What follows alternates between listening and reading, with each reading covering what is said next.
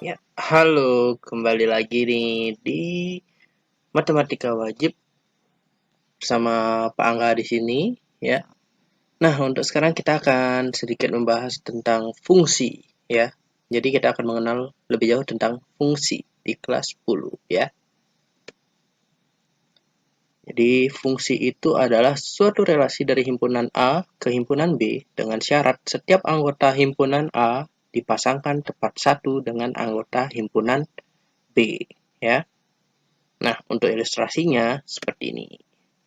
Ada suatu himpunan A, terus ada suatu himpunan B, lalu di sini akan dihubungkan dari himpunan A ke himpunan B, dan dihubungkan dengan F, suatu fungsi ya.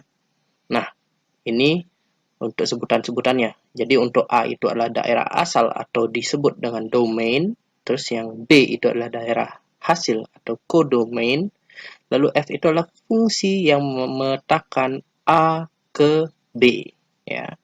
Jadi seperti itu.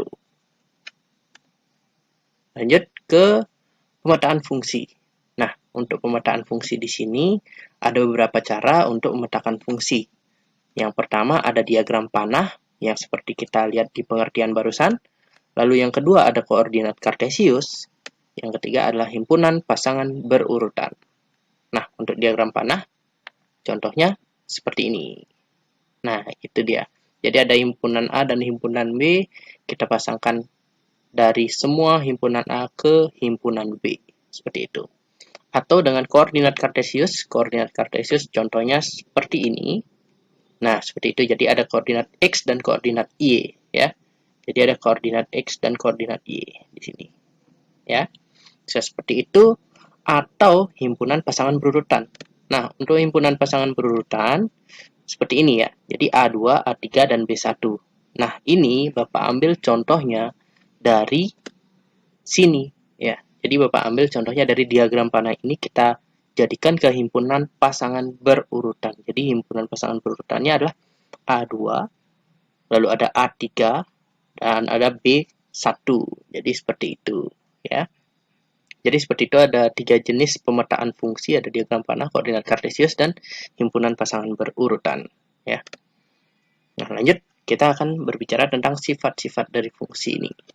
Jadi sifat-sifatnya ada yang pertama adalah injektif.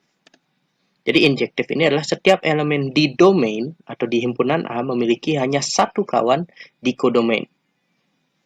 Lalu yang kedua ada surjektif. Jadi surjektif ini adalah setiap elemen di domain boleh memiliki lebih dari satu kawan di kodomain. Jadi setiap elemen di himpunan A boleh memiliki dua atau tiga atau lebih dari satu pasangan di himpunan B. Lalu untuk korespondensi satu-satu itu setiap elemen di domain tepat mempunyai satu kawan di kodomain dan juga begitu sebaliknya. Artinya himpunan A dan himpunan B mempunyai banyak elemen yang sama. Jadi himpunan A jika ada dua, maka himpunan B-nya juga ada dua. Dan itu sama-sama memiliki cuma satu kawan. Nah, untuk lebih jelasnya ini ada contohnya ya. Jadi untuk injektif seperti ini dia contohnya. Ya, jadi ada himpunan A dan himpunan B, A-nya ada dua, A dan B. Yang B-nya ada 1, 2 dan 3. Nah, untuk yang di sini Bapak contohkan seperti ini ya. Jadi injektifnya yaitu A dengan 2, B dengan 1. Jadi ini tidak masalah. Jadi istilahnya injektif ini yang A adalah cowok, yang B adalah cewek, berarti ada cewek satu yang tidak punya pasangan di kelas gitu istilahnya. Jadi kayak jomblo dia sendiri di sana ya. Jadi injektif seperti itu. Nah, kalau subjektif jadi sama Bapak pakai untuk A-nya 2, untuk B-nya ada 3. Jadi seperti ini dia. Nah, kalau subjektif yang cowok boleh memiliki pasangan yang banyak di yang cewek ya, yang cowok boleh selingkuh gitu istilahnya. Jadi ada yang punya dua pasangan ya. Terus kalau korespondensi satu-satu itu himpunan A dan himpunan B sama. Jadi yang cowok ada 3, yang cewek ada 3, yang mereka berpasangan. Nah, seperti itu dia jadinya. Jadi mereka sama-sama memiliki pasangan. Jadi tidak masalah mau A1, B2, C3 seperti yang Bapak contohkan atau A dengan 2, B dengan 1, C dengan 3 tidak masalah. Jadi tidak masalah kalian, yang pasti dia berkorespondensi satu-satu. Yang pasti himpunan A dan himpunan B mempunyai satu pasangan. Nah, selanjutnya adalah jenis-jenis fungsi ya. Jadi sini ada beberapa jenis fungsi. Yang pertama itu ada konstan, yang kedua ada identitas, yang ketiga ada linier, yang keempat ada kuadrat, yang kelima ada mutlak atau modulus, yang keenam ada ganjil dan genap, lalu yang ketujuh ada tangga, yang kedelapan ada rasional. Nah, untuk yang konstan, namanya juga konstan ya. Kalau konstan berarti tetap segitu-segitu aja hasilnya. Nah, seperti ini dia. Jadi ini adalah fungsi konstan. Jadi kodomainnya ada hanya satu nilai saja, sedangkan untuk domainnya bisa banyak sekali ya. Jadi itu adalah fungsi konstan. Untuk yang selanjutnya ada fungsi identitas. Nah, kalau fungsi identitas ini adalah fx sama dengan x ya. Jadi dia korespondensi satu-satu di mana domain dan kodomainnya itu bernilai sama. Jadi jika domainnya bernilai 1, maka pasangannya di kodomain juga 1. Nah, itu. Kalau di domainnya ada 2, jadi di kodomainnya 2 juga. Jadi seperti itu dia ya. Untuk identitas. Nah, untuk yang linier, kalau yang linier udah sering nih. Jadi untuk yang linier itu adalah yang bervariabel X dan tidak memiliki pangkat ya. Jadi 2X tambah 3 atau 4X tambah 3, 5X tambah 7 dan seterusnya ya. Jadi variabelnya tak berpangkat. Lalu untuk selanjutnya ada kuadrat. Nah, kalau yang kuadrat, fungsi kuadrat sama juga sesuai dengan namanya. Berarti X-nya, variabel X-nya ada yang berpangkat 2 ya. Ada yang berpangkat 2. Nah, contohnya seperti ini. Ini Bapak contohkan dalam bentuk graf koordinat kartesius ya. Nah, itu dia. Nah, untuk yang selanjutnya ada mutlak ya atau modulus. Jadi nilai mutlak ini ada grafiknya. Nah, untuk di sini kan nilai mutlak X, jadi X-nya positif jika X-nya lebih besar sama dengan 0, terus negatif X jika X-nya kurang dari 0. Nah, itu grafiknya seperti ini ya. Nah, ini dia. Jadi seperti itu dia bentuk dari fungsi mutlak atau modulus. Terus ada yang ganjil dan genap. Kalau yang ganjil dan genap ini ada syarat ya. Jadi ada syarat fungsi ganjil, itu adalah f negatif x sama dengan negatif fx. Itu contohnya adalah fx sama dengan x pangkat 3 dan fx sama dengan sin x. Jadi ketika x-nya pakai negatif x, nanti di sini juga hasilnya adalah negatif dari fx.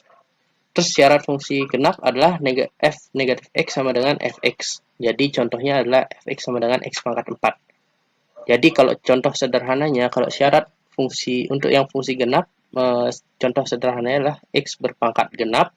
Sedangkan untuk fungsi ganjil itu x-nya berpangkat ganjil ya. Jadi seperti itu dia. Lalu ada fungsi tangga. Kalau fungsi tangga ya seperti namanya ya, fungsinya seperti tangga ya. Nah, jadi fungsinya seperti tangga, jadi fx-nya sama, jadi ada beberapa nilai. Ini hasilnya, sedangkan ini adalah nilai x-nya.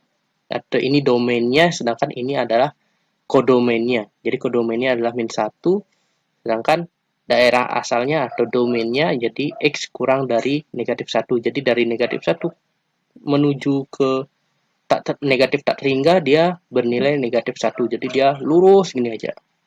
Terus dia akan bernilai 0 atau kodomainnya bernilai 0 apabila x-nya atau domainnya berada pada 0 sampai 2, di antara 0 sama 2. Terus dia seperti ini juga dia bernilai 2 atau berkodomain 2 jika dia domainnya dari 2 sampai 4.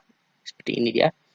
Lalu dia 3 jika domainnya dari 4 ya. Jadi seperti ini dia. Nah, jadi sebenarnya ini adalah mirip dengan fungsi konstan, tapi dia terpotong-potong. Jadi ada banyak ya. Ini satu fungsi konstan, setelah itu ada 2 fungsi konstan, 3, ada 4 fungsi konstan dijadikan jadi satu buah fungsi, yaitu fungsi tangga. Jadi seperti itu dia. Nah, untuk selanjutnya ada fungsi rasional. Jadi kalau fungsi rasional seperti yang kemarin ya, waktu di bab nilai mutlak.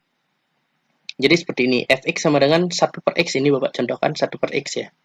Jadi untuk yang rasional, Bapak ingatkan sekali lagi, jadi untuk fungsi yang rasional ini penyebutnya harus ada variabel. Jadi entah ini x plus 4, atau 2x plus 5, atau 3x plus 7, dan lain sebagainya, atasnya tidak masalah mau ada variabel atau tidak.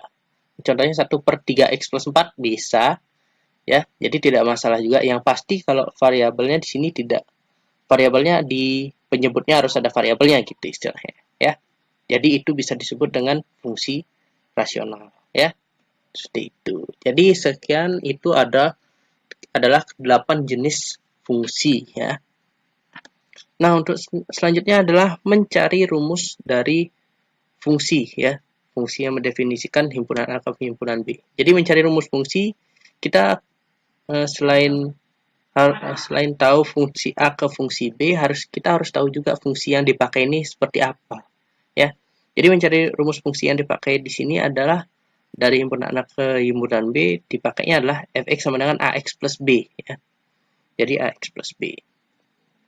Nah, untuk contoh soalnya ini ya. Jadi diketahui f2 sama dengan min 3 dan f min 1 sama dengan 3, dan tentukan rumus fungsi fx-nya.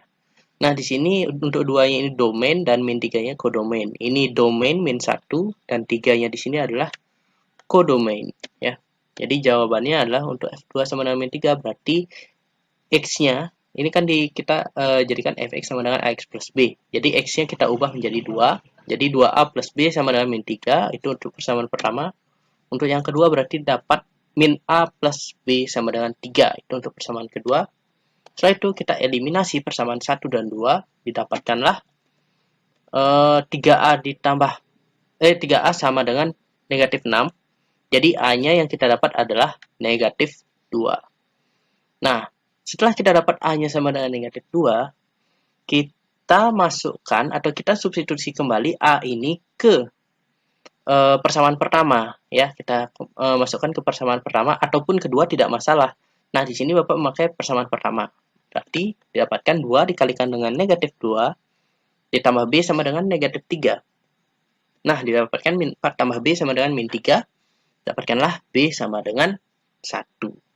Nah, karena kita sudah mendapatkan a dan b, nah yang sekarang di sini kan fungsinya dari himpunan A ke himpunan B kan didefinisikan adalah fx sama dengan ax plus b. Jadi a-nya sudah kita dapat, b-nya sudah kita dapat, kita substitusikan ke a dan b di sana. Berarti fx sama dengan, dapatkan, jadi fx-nya sama dengan negatif 2 tambah 1. Jadi seperti itu cara mencari rumus fungsinya, ya. Jadi untuk mencari rumus fungsi yang dipakai dari himpunan A ke himpunan B adalah fx sama dengan ax plus b, ya. Jadi seperti itu. Nah, sekian dulu dari Bapak. Jika ada pertanyaan, silakan tinggalkan di kolom komentar, dan terima kasih telah menonton video ini. Bye-bye.